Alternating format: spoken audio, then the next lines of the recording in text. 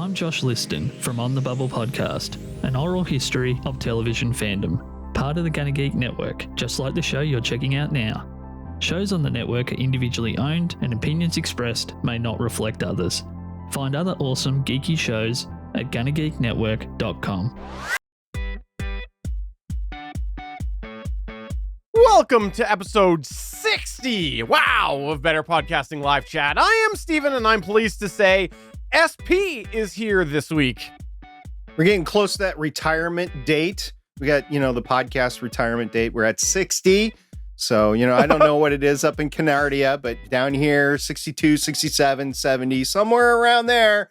And you might never get to retire at all either in the United States. Anyway, we're here for a great week of podcasting talk because this is the fun we have while we're trying to forget the fact that we're never going to retire.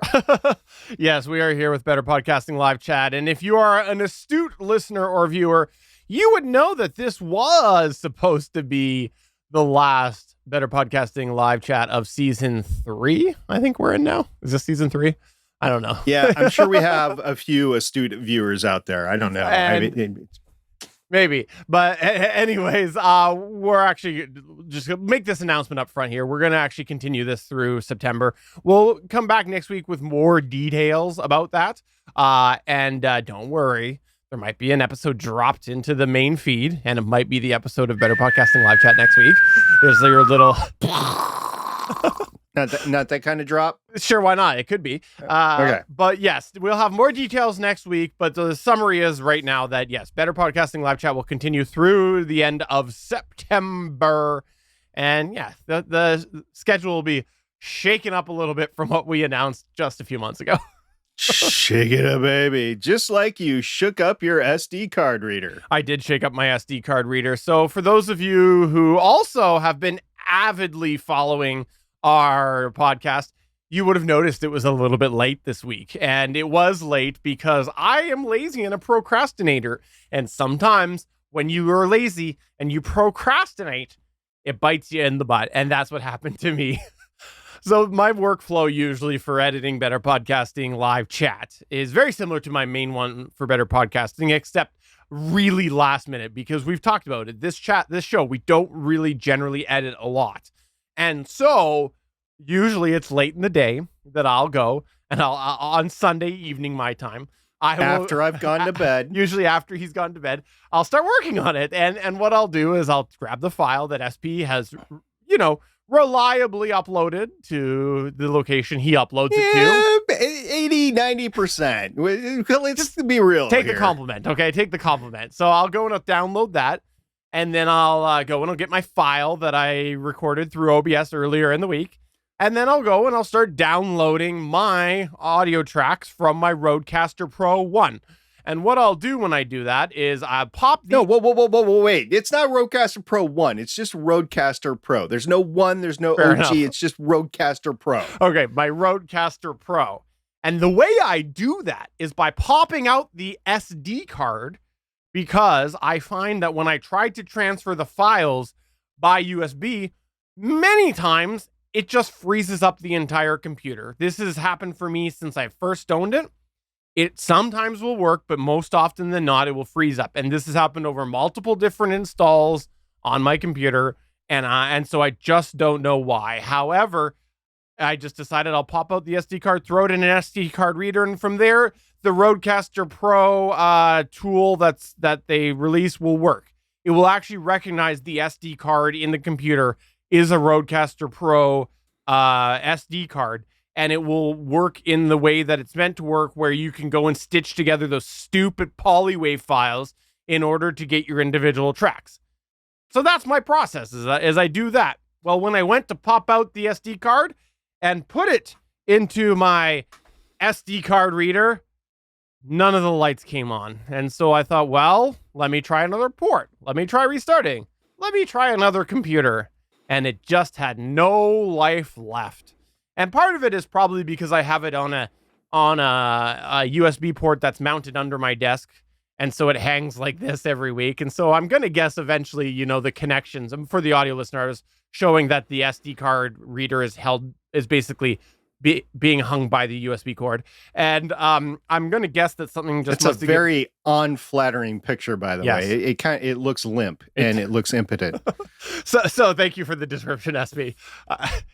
And he was, just to be clear, he was describing the SD card reader. And we're talking about the SD card. I thought we were talking about something else. Okay. Anyways, it's the SD card reader, and I say SD card reader, but it's a multi-card reader. And so it just had no life left in it. And unfortunately, it was after everything was closed and I had nowhere to go. And I went looking. Wait a minute. You don't have 24-hour Walmarts where you're at? No, we don't actually. No, we don't. No, like drugstores that have a few tech things in it? Not that I can think of, no. But anyways. Man, you live in the backwaters. I know. I went looking. I looked through a bunch of different areas to try to find an SD card reader. I thought that maybe I had hopes looking through a box in the garage, did not find it.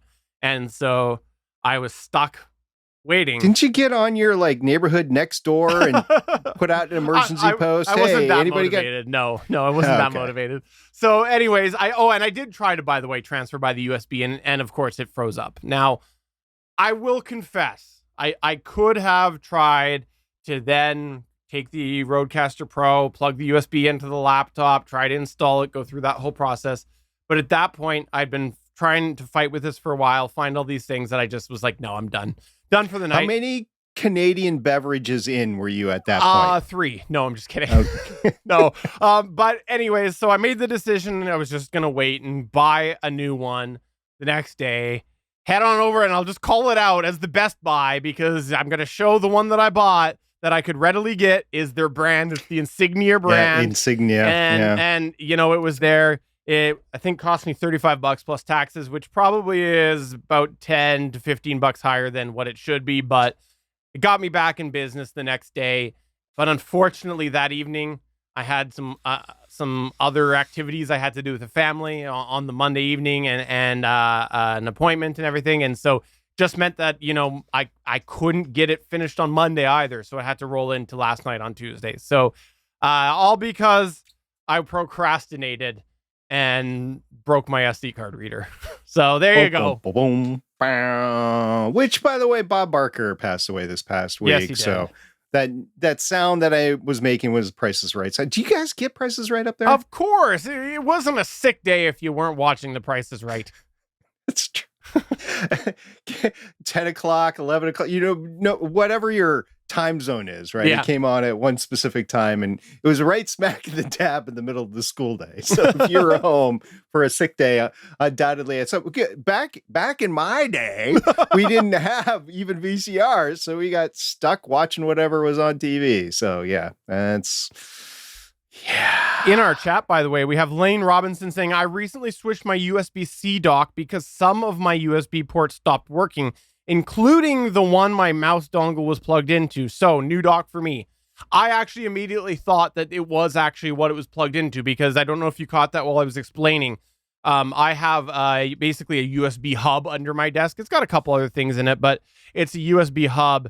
And that's the port that I use because it's right there, you know, mounted under my desk. And I thought that was actually what had died. But then once I started plugging it in elsewhere, I quickly realized that was not the case. And that sucks. I hope your USB dock wasn't too expensive, Lane.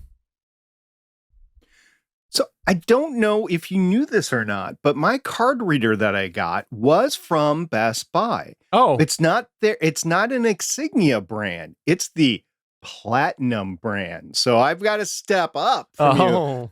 I have no idea how much yours cost. I'm just on Best Buy's webpage right now. I bought my main first 2022 that was when I built my computer last year and I needed an SD card because like it didn't have a slot in the case that I bought because, well, I really like the case. It's glass and I got LED lights and it looks like a board cube. Okay. Just leave me alone. It's green when it's cool and it's red when it's not. So yeah, we go with the green. Anyway, it's a Platinum brand. It goes for $50 and it's an SD card. It's got like the big camera card in there. You can do the micro SD. You can do the regular SD. So it's pretty versatile for what it is, but I don't know what you have and what the differences are between the two, but yeah, we're Best Buy SD card buddies.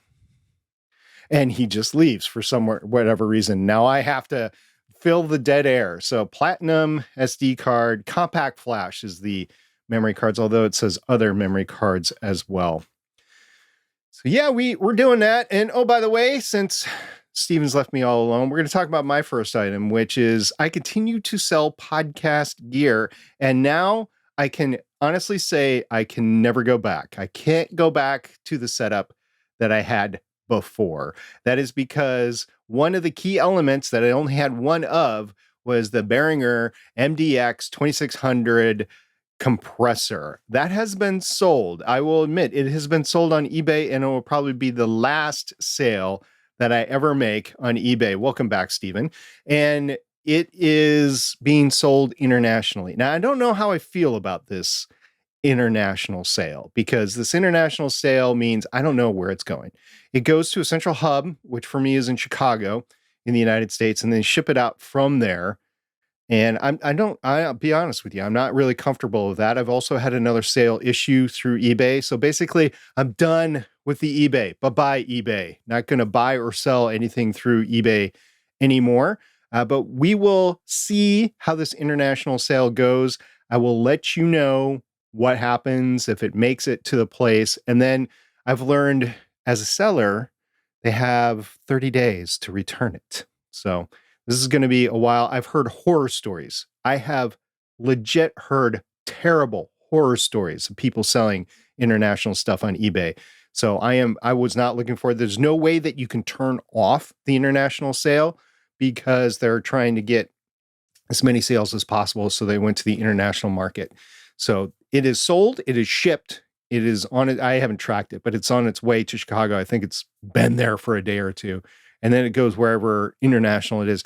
And here's the rub. I don't know what country internationally it's going to. It might be just across the border there in Canada. It might be somewhere in Europe. It might be in Asia. It might be in Africa. I have no idea where this thing is headed. I do know the total amount of shipping was more than the item was to begin with. So I feel for the person that felt like they had to pay that amount of shipping to get that 20-year-old compressor. Okay, so I've done the eBay shipping thing before, the international shipping, because, being in Canada, sometimes they want to order things from the US, and it's usually a pretty painless process. And the big thing that comes with it, though, is from the buyer perspective, we know that assuming this is the same thing that you had, we know that we don't have to pay customs because it's included in the quote. And so that is huge because like UPS, DHL, their customs rates are ridiculous for the brokerage handling fees. Like I've been burned by them many times with stuff coming up to Canada to the point that I actually have started to use an import service that I have to drive like 45 minutes out of my way to go to. But I know that I can go and I can claim the thing at customs directly and only pay duty. Otherwise, with these other guys, I have to pay a fortune. Now, with UPS, in all fairness, there is a certain level where they don't charge you the brokerage fee, but I've been burned by UPS and DHL on their brokerage fees. I'm just not looking because I've heard horror stories about it not being delivered and you still being charged for it.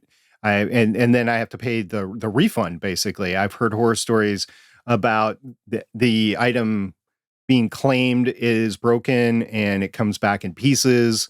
I've heard, and I don't know if it's shipping or if they do it on their end just to go, ha, screw you Americans, that sort of thing. So I just don't know.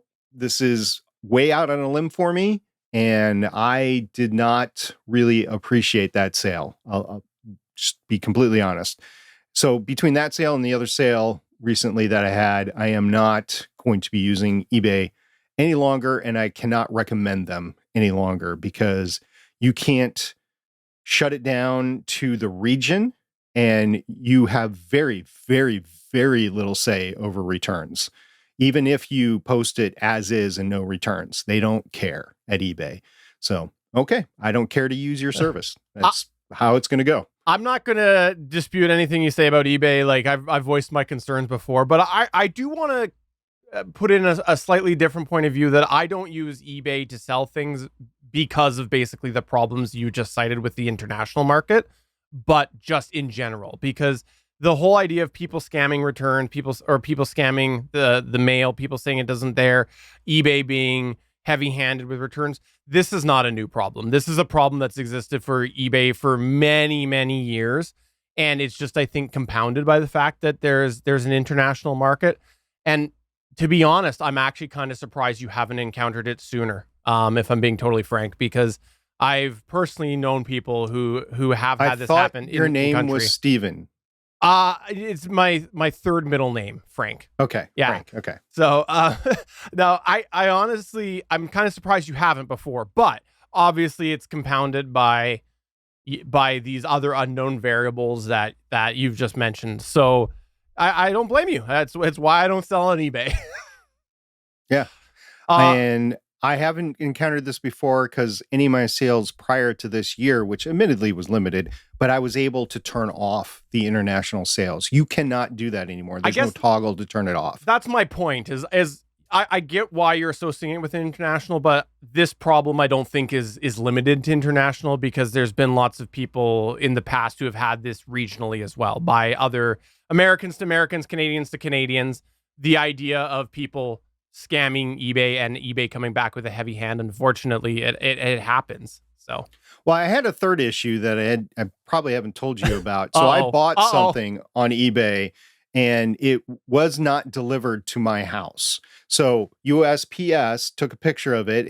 No, they didn't take a picture. They said it was delivered. It was never delivered to my house. I have video proof of that day, and the mailman did not put any package in the mailbox, did not bring a package to the front door, anything like that. And then I put in a claim immediately, and eBay was like, USPS said it was delivered. We have no other information. I'm like, here's a video, here's the URL to YouTube. Like, no, we can't do that. Like, okay, so 3 strikes and you're out, eBay. That's what's happened. And they get a significant portion. It's like the YouTube mafia or the Patreon mafia. They get like 30% or some ungodly amount of every sale that's made. And that's how they make their money, which granted, they need to make money somehow, but so they want to make these sales and then they want to make the sales stick. So they're not looking for your best interests. They're looking for the best interests of profitability for the company. And so because of that, they're not going to side with whoever, it's seller or buyer, it doesn't matter. Whoever is stuck with the bill, they're going to stick that person with the bill and not themselves. Which is a shame. So backing up here, I believe SP commented that I stood up, and if not, I for the audio listener, I stood up and I got away because thank you, SP's murdered beard, for let me just wipe the egg all off of my face here, because he said in regards to my problem, he asked whether or not, I can't find his post now. He asked whether or not my laptop, here we go, quote, does your laptop not have an SD reader, end quote. I just went and checked. Yeah, there is. And that didn't even occur to me. So I could have, now it's a big SD card reader. I use micro SD. I would have had to hope that I had one of the adapters that work. I have had some issues with some before, but I'm pretty sure I have many of them. One of them would have worked. So, yep, there you go. Could have done it. Thank you. Really appreciate that. It's not like didn't, let me try that again. It's not like I didn't have the laptop out already trying to plug my micro or my card reader into it, but. Mm-hmm.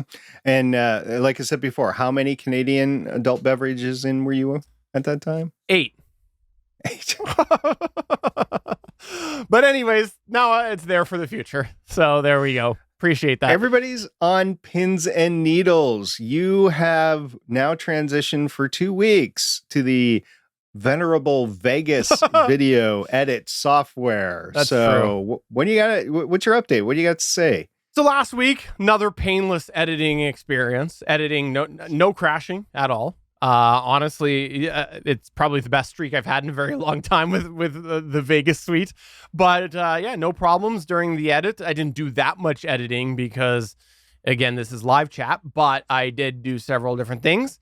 It all worked fairly well. However, I will say render time took basically an hour for virtually no cuts. And this is a problem I used to have every now and then would be the saving time, the exporting time of the video taking forever. And it did. And I'm not sure what it is because there wasn't much in it. My best guess would be if I went and I looked at the project rate, it's probably a frame rate mismatch to what OBS produced. Maybe the project set at 29.9 and OBS produced 30 or something. That's my best guess. I did not have the issue the week before with the file that you gave me, but I did this week. But I've also not had any of these excessively long render times on DaVinci Resolve. And that's something I did actually comment somewhere along the way, whether it was on this show or the Better Podcasting main show, is I felt like overall rendering times were consistently faster on DaVinci Resolve. And this is enough to support my gut feeling and with my experience. I think reliably DaVinci Resolve, you get faster save times. So I'm going to call that right now as a win for DaVinci Resolve. But again, a consistent experience last week and the week before with not crashing. So that's a good sign because that was a big reason I was so quick to jump ship from Vegas over to DaVinci Resolve.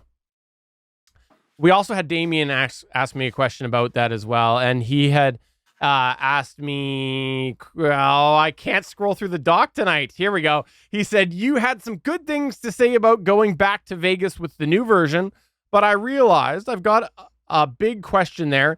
Is there anything that you have been liking more than in DaVinci because of the new version? Did the new version add any features you are referring to, or is it only the benefit of the new version to you is more stable? So he asked this earlier today, and I said, Damien, you'll have to wait for the show tonight for me to give you the answer. So I am happy to say right now, no, there was no new features added that I've used so far. It's all the same features. It's just more stable. So anticlimactic answer, but that's the only thing that I have experienced, that I have used. There are new features. There's always new features every year. But at the moment, for my current workflow, there's nothing that I have used yet.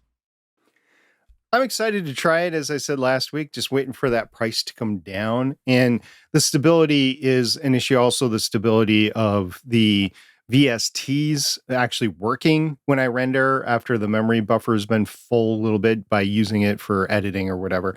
So yeah, I'm anxious to try it out, but I'm not paying full price for it. So at least going to be until Black Friday, if not later, sometime next year before it gets down to a level where I say, okay, that's good enough. We're going to hit that. Talking about hitting things. So last week was the amazing, the big, huge event in podcasting. Do you know what that is, Stephen? Yes, I do know what it is. I believe it was the Pod Olympics. Oh, that would be so cool.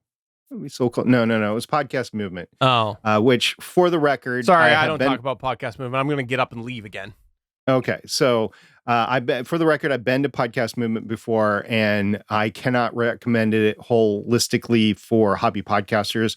I think if you've never been before and it's in your city, so you don't have to worry about lodging or travel, it might be worth it. It is during the week, and I realize most hobby podcasters that we're talking to work during the week, so I don't know if the vacation time is worth it to you.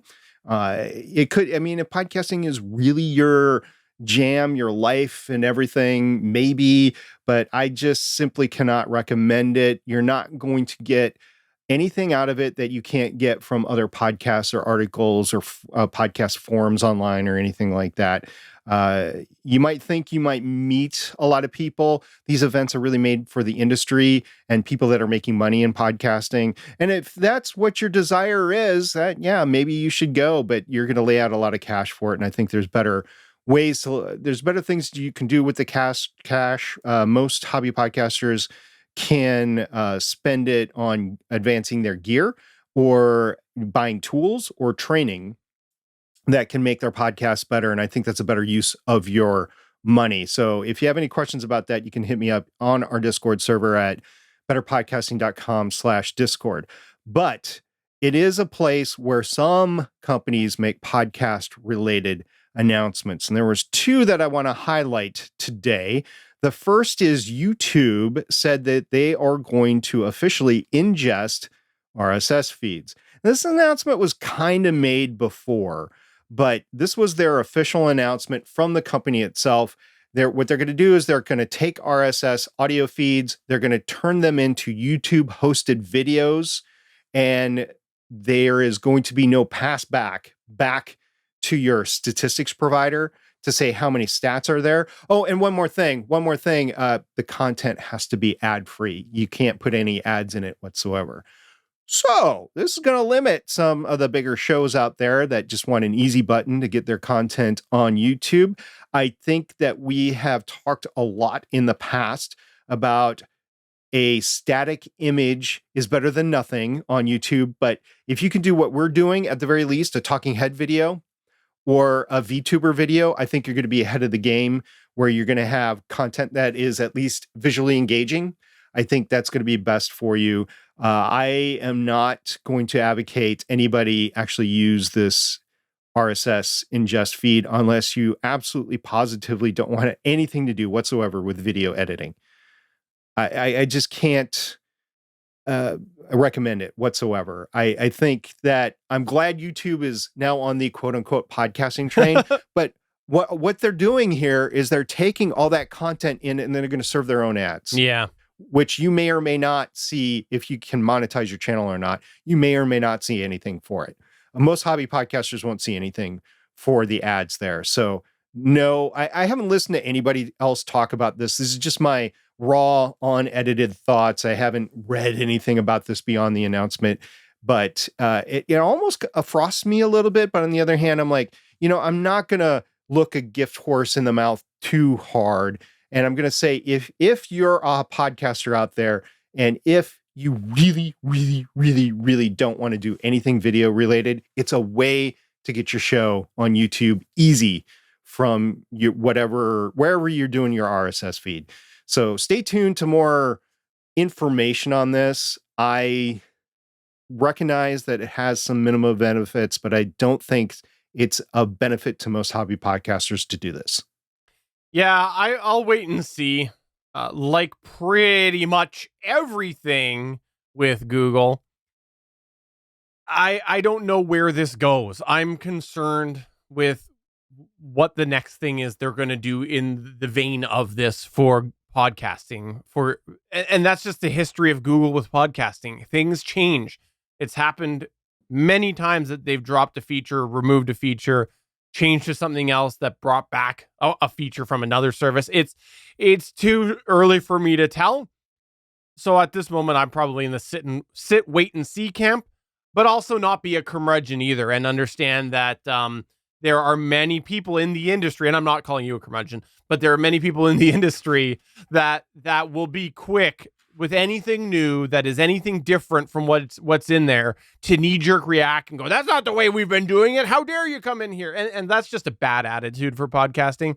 The reality is podcasting is still evolving. It's still new. There will still be big evolutions and changes in the way podcasting is.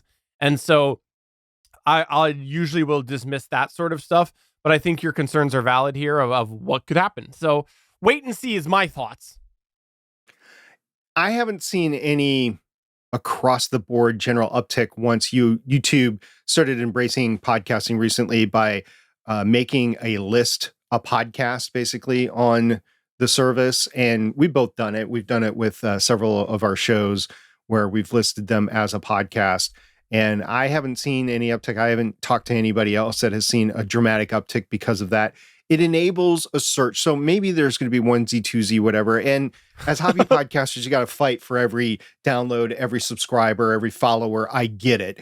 But I just don't think it's going to be the big thing, right? Everybody's like, oh, YouTube's finally into podcasting. No, they're not. You're going to be better off if you have, like we're doing right now, a video component where you have somebody talking into a microphone, or better yet, actually produce content and produce video content and grow your channel like an actual YouTube channel. I mean, if that's really what you want to grow a YouTube channel, then grow a YouTube channel. Don't make a podcast a YouTube channel. The only slight difference in opinion I'll have with that last point that you said is that we've talked about the definition of podcasting changing of what the mainstream is.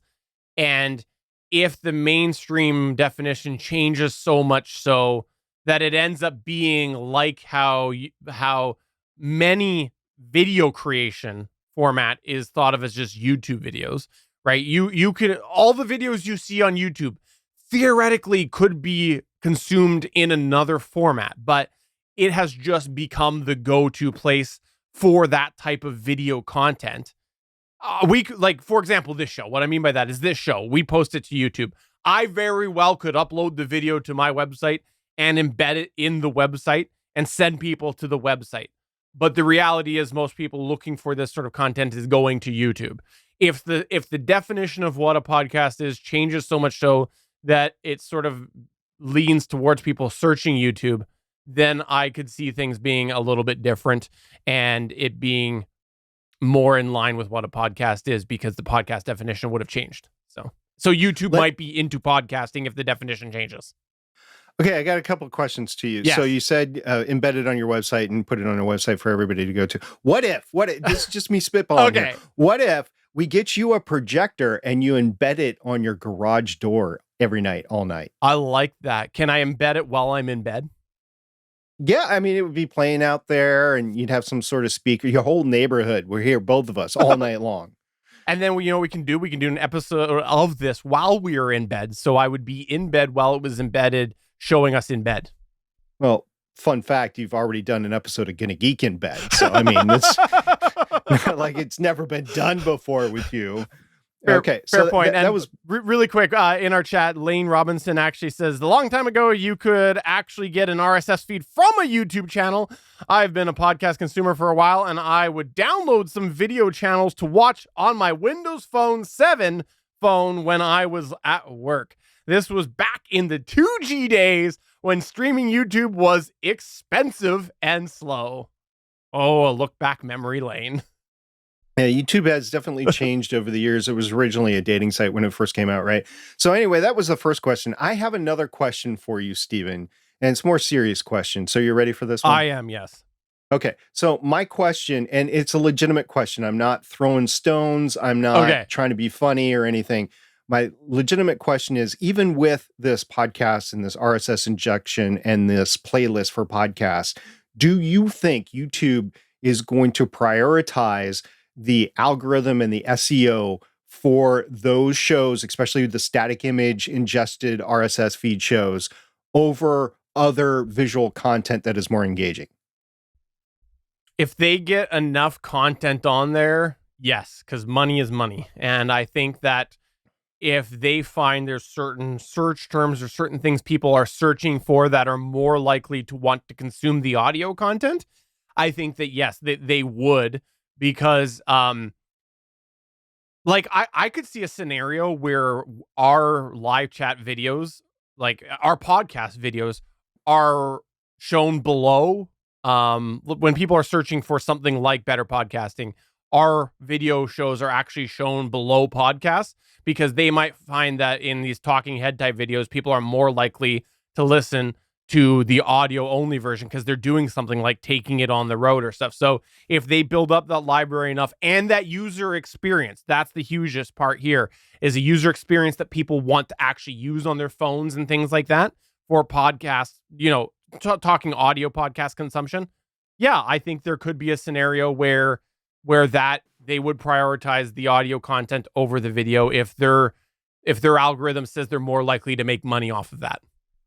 Okay, I guess I am biased in that I am stuck in curmudgeonly in the past where static image didn't rank well in terms of the algorithm.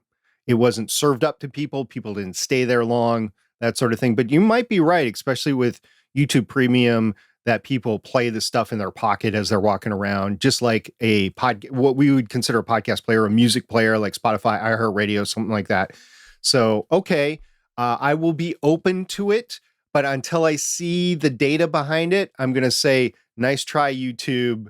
I'll play, but I'm not going to recommend this as the end all be all. I think you hit it on the head. What you said there, premium and people being able to play things in the background and stuff. And I think that kind of encompasses that the YouTube, just the regular YouTube experience. I'm a random consumer.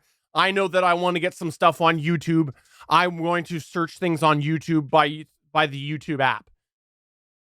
it's not a great experience for somebody not paying for premium, because they can't really play that thing in the background on their car rides or whatever. So it is that user experience. I think that's an element that still needs to go through an evolution before it's even possible. All right. So I do have another announcement that was talked about at Podcast Movement last week. Do you want to talk about that now? Yeah, let's talk about that now. It was the fact that SP is now going to be attending every Podcast Movement going forward. Is that what it was? I've honestly thought about applying to be a speaker and specifically talking about being a hobbyist podcaster and why you shouldn't be here at Podcast Movement. I've seriously thought about pitching that, but I know Dan and the guys that run Podcast Movement would probably say, no, nice try, SP. No. The other announcement that I'm talking about is podcast radio. What? Okay, so there's an announcement made that podcast radio is launching a 24/7 US podcast-driven format on FM and AM stations in 4 regions in North America from next month, 2 of which are top 20 broadcast markets. This is a press release that I found on Pod News, by the way, just to give credit where credit is due.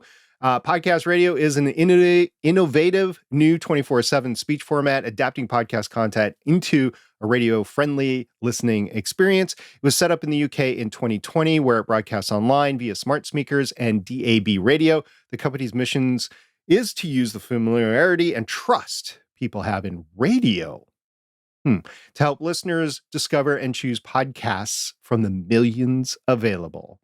And one of the key things is set up by the Krantz Media Group. And one of the things that they do is they have a strong focus on monetization strategies. All right. I think everybody's missing the point with podcasts. I really do. And it's starting to bug me from the hobbyist perspective, which, okay, SB, sit down, nice boy. And we realize that you have an issue with monetization. I actually don't have an issue with monetization. I have an issue with them thinking that is what I want to be served up. One of the main reasons, it wasn't the only reason, but one of the main reasons, we talked about it very early on the Better Podcasting main show, that both of us listened to podcasts was the content wasn't available on radio. Now with, Spotify and on-demand stuff, it's more available. So you can get served up more content that you actually want and not what they're just serving you. So that was one part. But another huge part was the total amount of ads that they threw on in a radio broadcast. I don't want to hear ads. I don't. And if you're doing this to, sample different podcasts out there to me, so I may or may not want to listen to them. Oh, okay, but the way you're going to monetize this is you're going to serve up ads after ads, just like regular radio. You're missing the point. This is podcast. Podcasts were meant to get away from radio. What the heck?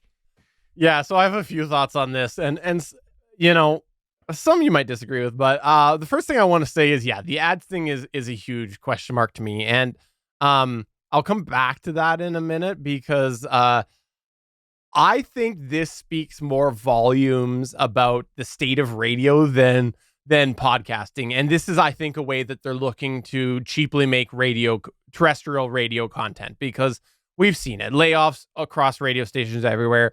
Radio newsrooms used to be massive. Now they're tiny.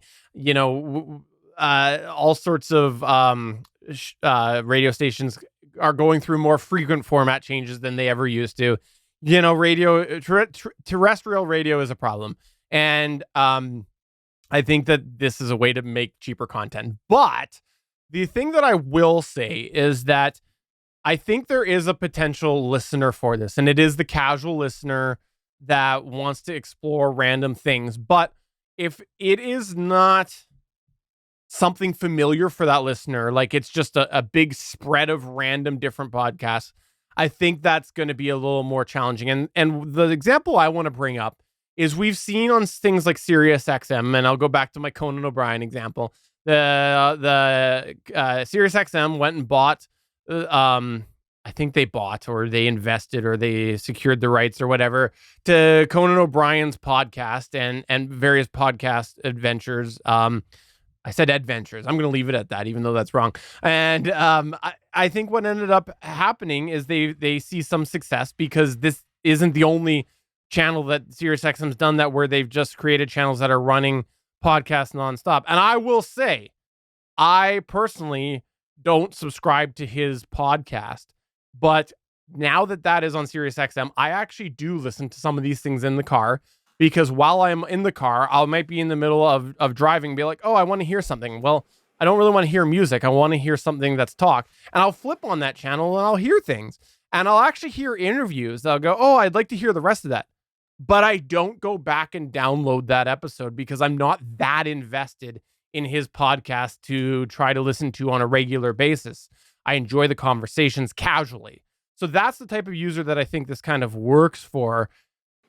But why I mentioned the ads is the other reason I never used to subscribe to his podcast was because it was full of ads at the beginning. It was nonstop ads. Well, they don't have that on SiriusXM.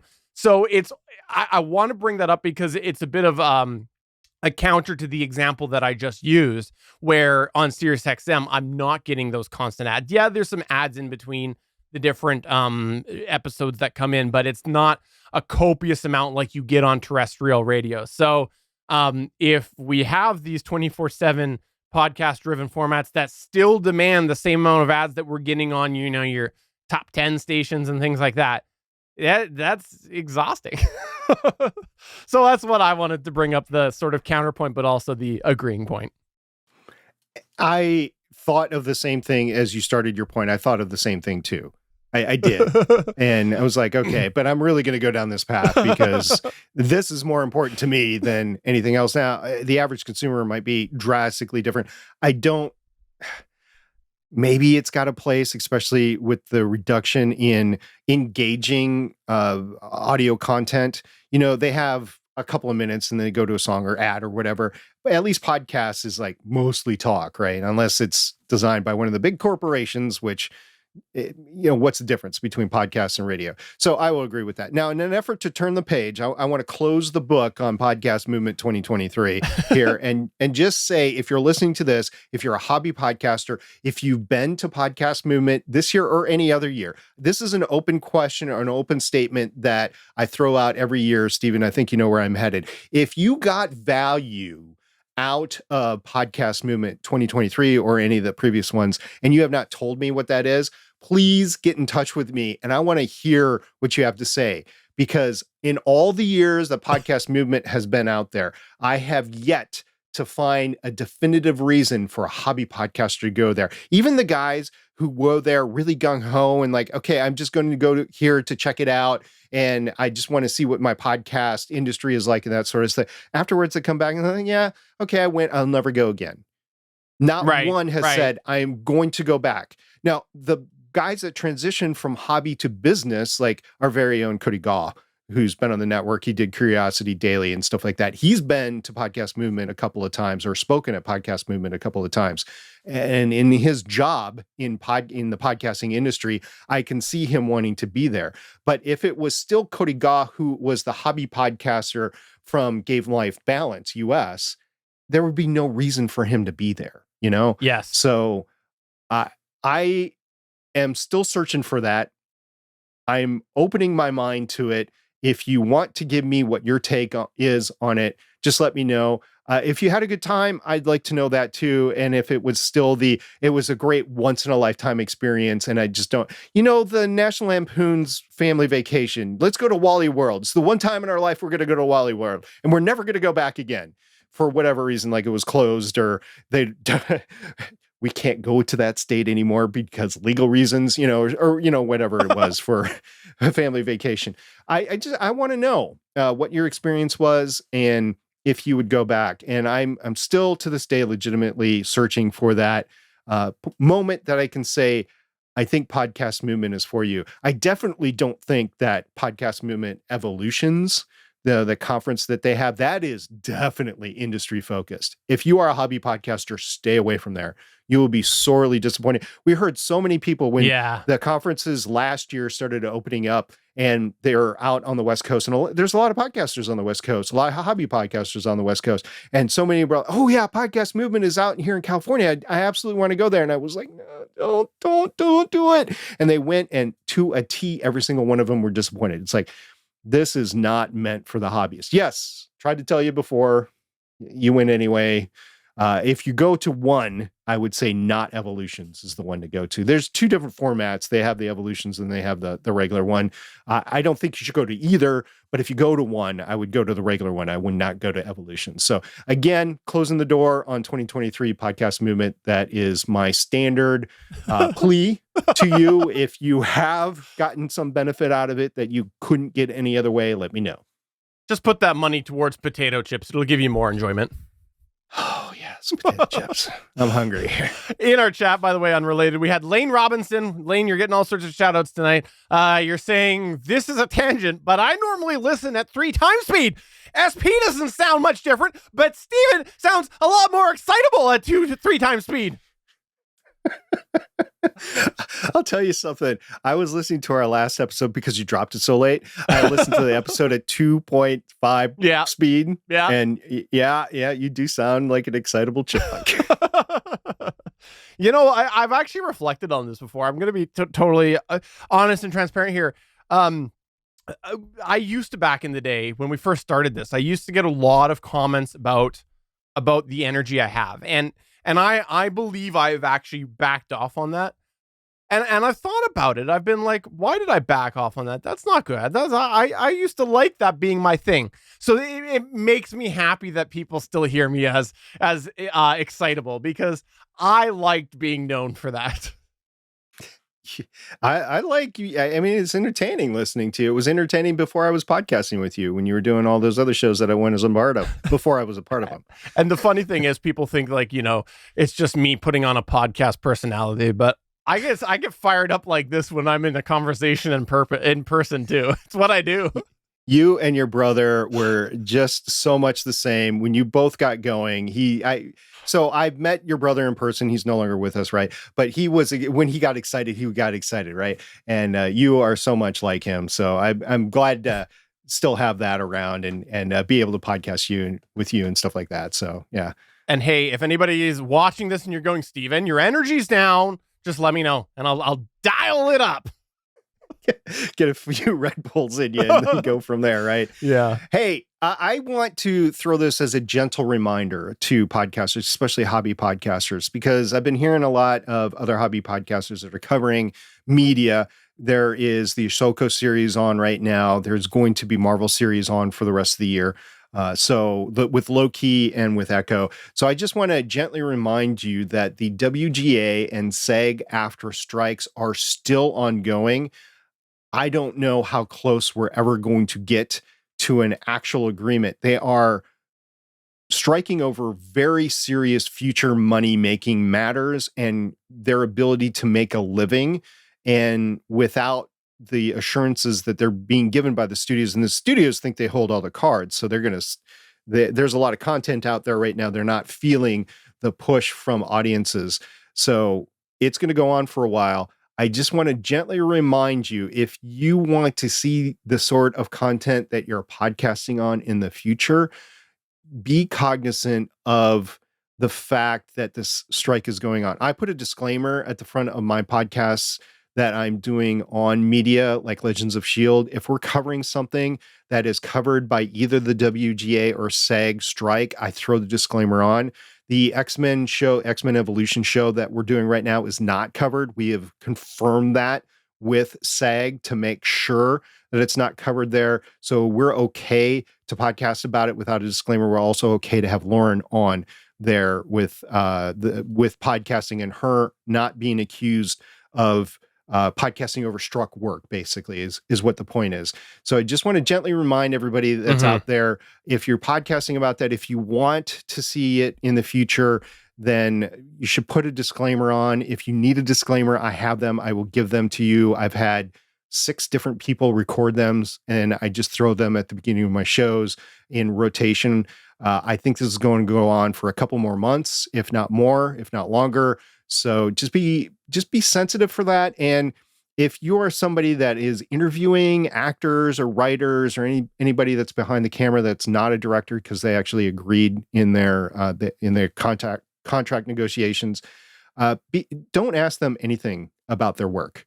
Ask them about their life, their training, how they became an actor, that sort of thing. Don't ask them anything about what they've done on the screen. They will not, first of all, if they're smart, they won't answer. And second of all, it's not being respectful to them. Yeah. And so make sure that you talk about their life outside of the camera and bring that forward. So just a couple general reminders out there, and my offer to provide you with the disclaimer at the beginning if you don't have one yourself.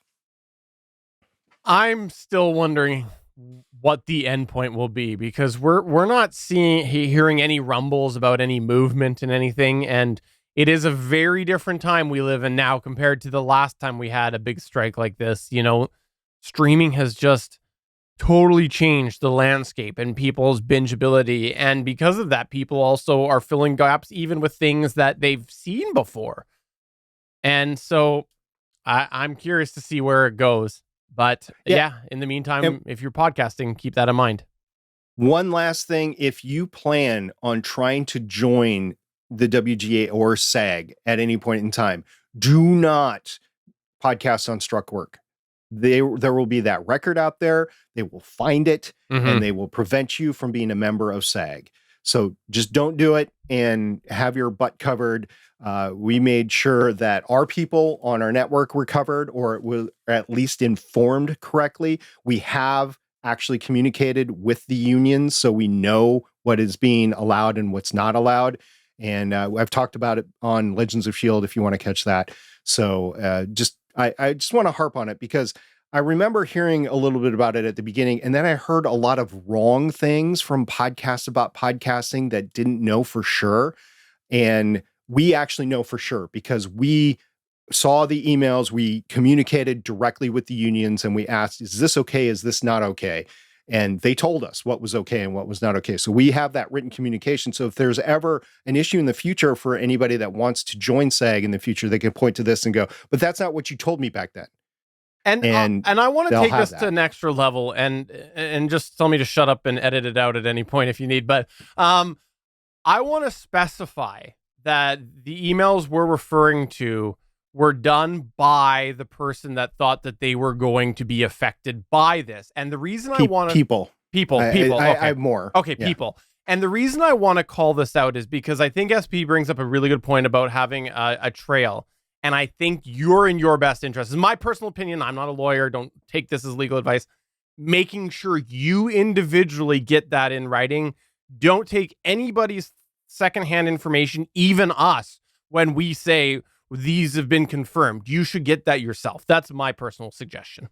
Yeah, and it takes a couple of days just because they're so busy in the unions, but they will get back to you. I guarantee they will get back to you, because I had I was like, no, they're not going to get back to us. Yeah, they did. So that was pretty cool. All right, moving on to the next thing. I've been working with the Shure SM7B for a while. I'm on different settings. No, you have to introduce it now in a fashion that we talked about last week. You got to go, Shure SM7B, or something like that. The Shure SM7B. Thank you. All right. Whatever. It is in the roll off on the low end right now and accentuated on the high end. So I've got both toggles, how they don't come in the box. It comes flat, and I've got the low end rolled off and I have the high end accentuated. So this is the final test out of all of them. I have told you what the settings have been all along. It started flat, and then I went to rolling off the bass, and then I put the bass back up and then accentuated the high end. And now I've rolled off the bass and have the high end. So now you know how it sounds on my voice. I'm going to go back and see which one I like the best, and then do a head-to-head with the RE320 and see which one I like the best. And I got to tell you, with the Rodecaster Pro 2, the SM7B actually stands a chance. I think I'm still going to be on the 320, but the SM7B stands a chance. I'd have to go do the comparison. I think I liked last week best, followed by the week before. I think this is my least favorite. Okay. That's I thought so too. Top of my head.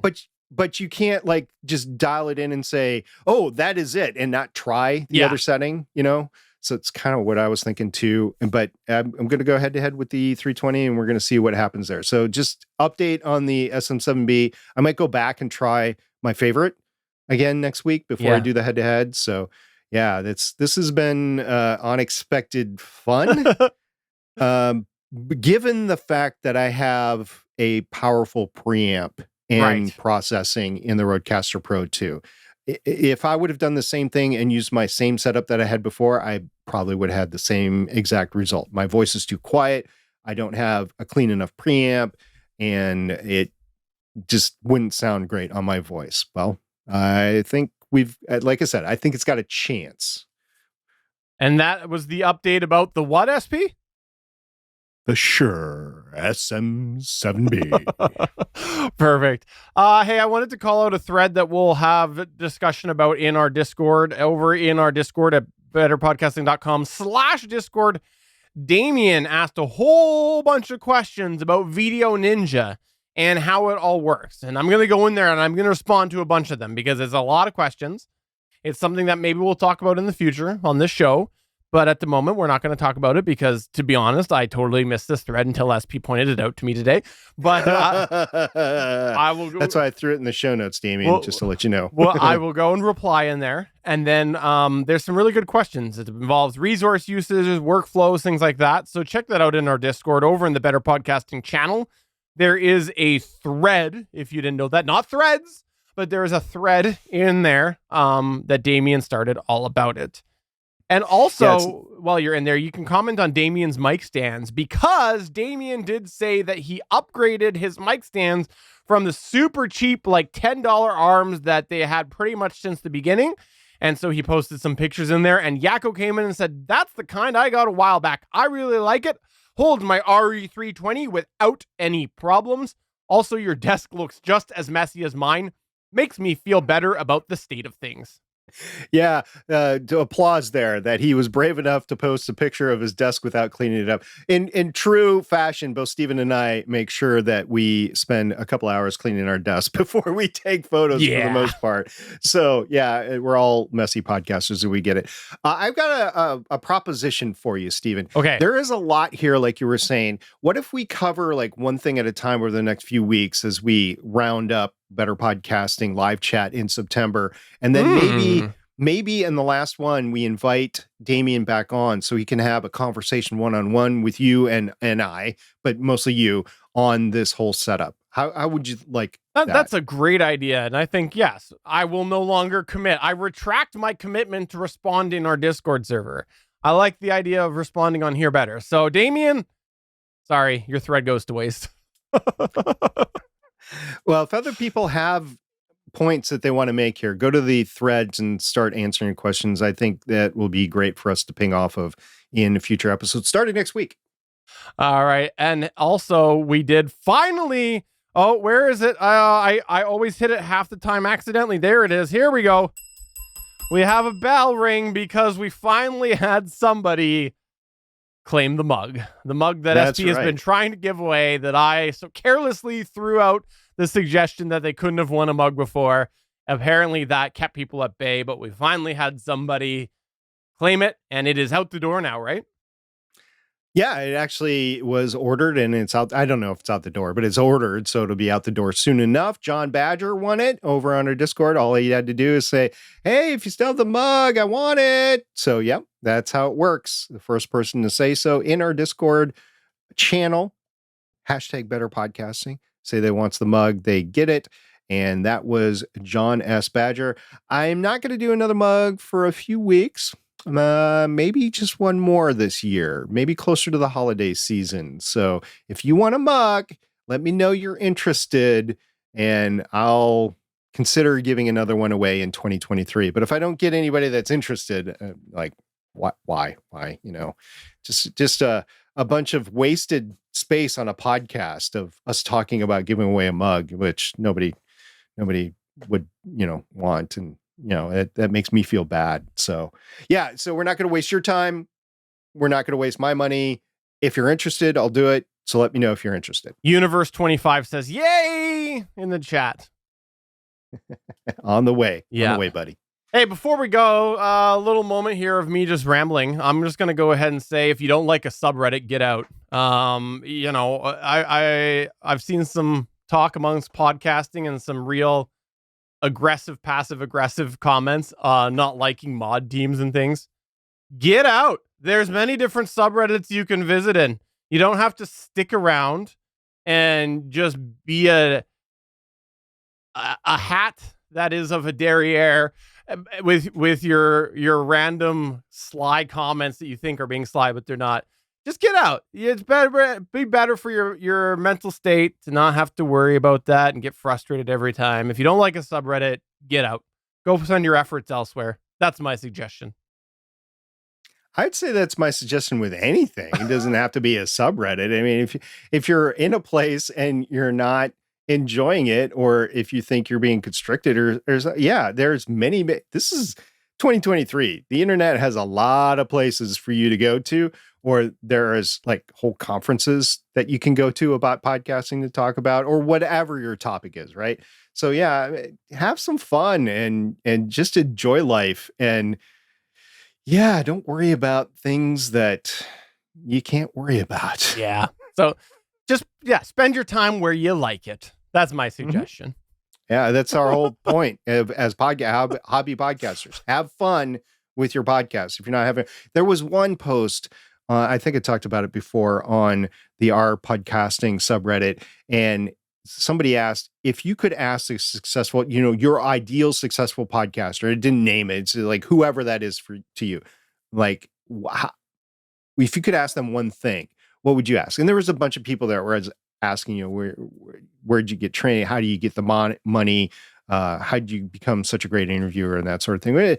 Most of which are very important if you want to ultimately become somebody like, let's say, Joe Rogan or Adam Curry, or somebody that's quote unquote successful in podcasting, right? I just put in there, are you still having fun? That would be my question. Are you still having fun? Because most of these people got into most, if not all, got in because they thought it'd be fun, or they thought it would serve a purpose, right? And I'm just guessing most hobby podcasters are in it because they want to have fun. So that is my question. Are you still having fun? And I will bet you, unfortunately, there is a certain high percentage of successful podcasters that are not having fun anymore. And that's a shame, because there is so much you can do in podcasting that you should be having fun. Even if you're monetizing, you should be having fun. Mm-hmm. And I'll bet you there's a lot of people that aren't. So that is our ultimate goal for everybody out there, and it has been for years. Make sure you're having fun with your podcast. And I think it's important to consider the professional lives and, professional entertainers who have made complete changes in their career path, or just, gone out of the limelight because they no longer were having fun. And often these big names come out later and they go, I had to stop doing this TV show or this thing because it was just, I was no longer enjoying it. And, the pay was good, but I just didn't want to keep doing it. And so, like, you're doing a hobby. You're not being paid. Dial up that priority of fun. Absolutely. So that's going to go ahead and wrap it up for this episode 60 of Better Podcasting Live Chat. As we mentioned at the beginning of the show, we will be continuing this through September. So come on back. We'll still be at 4:15 p.m. Pacific, 7:15 p.m. Eastern at www.Geeks.Live. And if we have any changes in schedule, because sometimes we do have to stream, say 45 minutes late, maybe today, we will always blast that out whenever we can. Yep. Thank you, everybody, for listening. We really appreciate you. We're looking forward to your questions for next week. And if you have any suggestions on what we can cover in the future, we're always open to them. Come to our Discord server at betterpodcasting.com/Discord. So for episode number 60 of Better Podcasting Live Chat, I'm Steven saying 60. Oh, my back's sore. I'm SP saying, remember the mugs. Remember the mugs. See you guys next week. Bye. Bye. Oh, wait. Bye. Thanks for checking out another episode of Better Podcasting. You can find the full back catalog of Better Podcasting at betterpodcasting.com. If you're into geeky podcasts, please check out the other podcasts on the Gonna Geek Network at GonnaGeekNetwork.com. This show was produced and edited by Stephen Jondrew. Voice work was done by L.W. Salinas. Thanks again for listening or watching, and we hope to see you again next week.